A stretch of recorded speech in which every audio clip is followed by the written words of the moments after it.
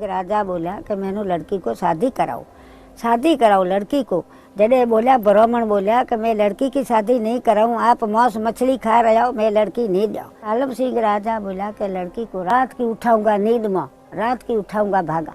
रातों रात में चल गया। भारत की पारंपरिक जमीन में कई ऐसे राज दफन है जो कई वर्षों कई सदियों बाद भी उसी तरह ताज़ा और अनसुलझे हैं जितने पहले कभी हुआ करते थे। रहस्य कुछ ऐसे हैं जिन्हें जितना सुलझाने की कोशिश होती है ये उतना ही उलझते जाते हैं। ऐसा ही एक राज राजस्थान के जैसलमेर जिले के कुलधारा गांव में भी दफन है।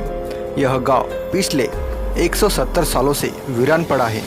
एक ऐसा गांव जो रात ही रात वीरान हो गया और सदियों से लोग आज तक नहीं समझ पाए कि आखिर इस गांव के वीरान होने का राज क्या था। कुलधारा गांव के वीरान होने को लेकर एक अजीबोगरीब रहस्य है।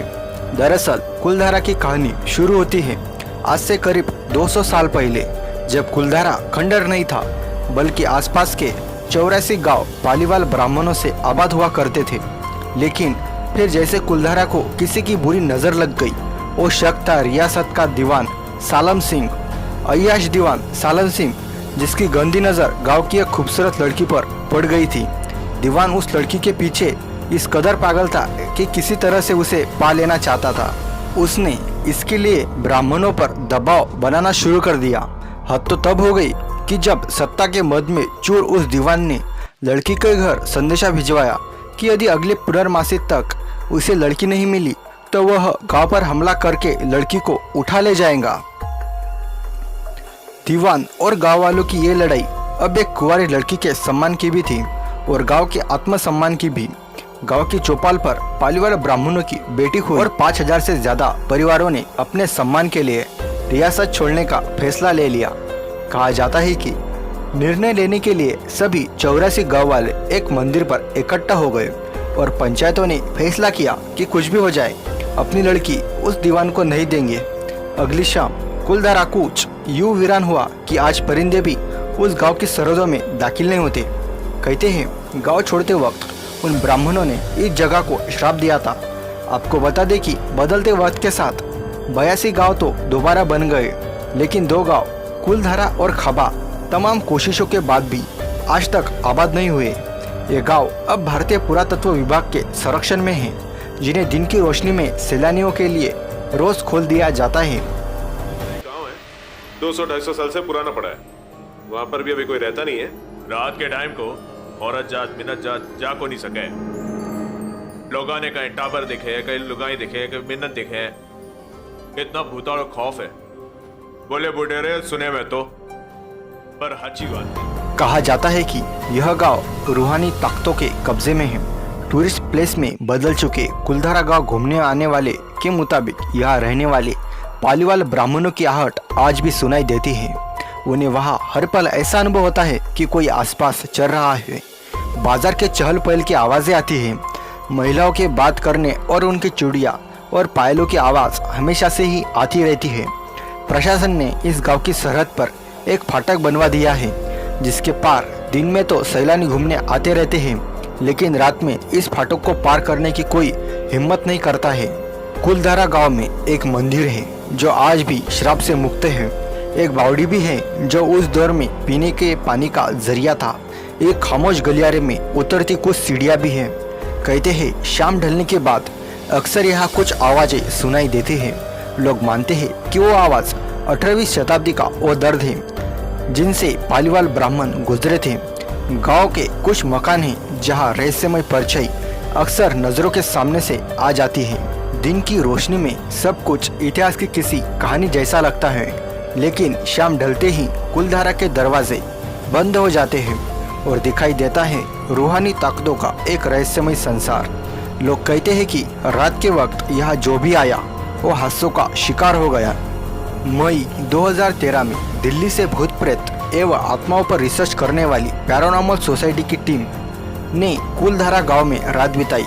टीम ने माना कि यहाँ कुछ न कुछ असामान्य जरूर है। शाम के वक्त उनका ड्रोन कैमरा आसपास के गांवों की तस्वीर ले रहा था, लेकिन उस बावड़ी के ऊपर आते ही वह कैमरा हवा में गोते लगाता हुआ जमीन पर आ गिरा। जैसे कोई था जिसे वो कैमरा मंजूर न हो। ये सच है कि कुलधारा से हजारों परिवारों का पलायन हुआ। ये भी सच है कि कुलधारा में आज भी राजस्थानी संस्कृति की झलक मिलती है। पैरानॉर्मल सोसाइटी के उपाध्यक्ष अंकुश शर्मा ने बताया था कि हमारे पास एक डिवाइस है जिसका नाम गोस्ट बॉक्स है। इसके माध्यम से हम ऐसी जगह पर रहने वाली आत्माओं से सवाल पूछते हैं। कुलधारा में भी ऐसा ही किया। जहाँ कुछ आवाजें आई तो कई असामान्य रूप से आत्माओं ने अपने नाम भी बताए। 4 मई 2013 शनिवार की रात्रि में जो टीम कुलधारा गई थी उनकी गाड़ियों पर बच्चों के हाथ के निशान मिले। टीम के सदस्य जब कुलधारा गांव में घुसकर वापस लौटे तो उनकी गाड़ियों के कांच पर बच्चों के पंजे के निशान दिखाई दिए, जैसा कि कुलधारा की टीम के सदस्य ने मीडिया को बताया। लेकिन ये भी सच है कि कुलधारा में भूत और आत्माओं की कहानियाँ सिर्फ एक वहम है। हमारे बूढ़े लोग कहते हैं कि यहाँ पर भूत वगैरह यहाँ पर रात को नहीं जाना। हमने आता वगैरह कुछ नहीं देखी, हमारे दादाजी, लेकिन परदादा ने बोले कि यहाँ पर रात को नहीं जाना, रात को दिन में आत्मा बढ़ती है रात को। इतिहासकारों के मुताबिक पालीवाल ब्राह्मणों ने अपनी संस्कृति, जिसमें भारी मात्रा में सोना चांदी और हीरे जवाहरात थे, उसे जमीन के अंदर दबा रखा था। यही वजह है कि जो भी कोई यहाँ आता है वह जगह जगह खुदाई करने लग जाता है, इस उम्मीद में कि शायद वह सोना उसके हाथ लग जाए। यह गांव आज भी जगह जगह से खुदा हुआ मिलता है। राजस्थान का गांव कुलधरा कई 100 सालों से अपने माथे पे एक अभिशाप ढोए जा रहा है। कहा जाता है कई 100 साल पहले राजा सालिम सिंह, जो वहां का रूलर था, वो कुलधरा गांव के पालीवाल ब्राह्मणों की लड़कियों को उठा के ले जाता था। पालीवाल ब्राह्मणों में इसका बहुत आक्रोश था। एक रात उन्होंने सबने मिलके इस गांव को अभिशापित किया कि यहाँ पे कोई जिंदा इंसान टिक नहीं सकता, अगर यहाँ बसेंगी तो सिर्फ आत्माएं। कुलधारा में वास करने वाली आत्माओं की मुक्ति या मोक्ष कभी मिलेगा या नहीं, और मिलेगा तो कैसे? जो अधूरी इच्छा लेके मरे हैं, तड़पते हुए लोग मरे हैं, उनकी आत्माएं मोक्ष किस विधि प्राप्त कर सकती है? वह हमेशा ही भटकेगी। कुलधारा के बारे में आपकी क्या राय है, हमें कमेंट बॉक्स में लिखना ना भूलें।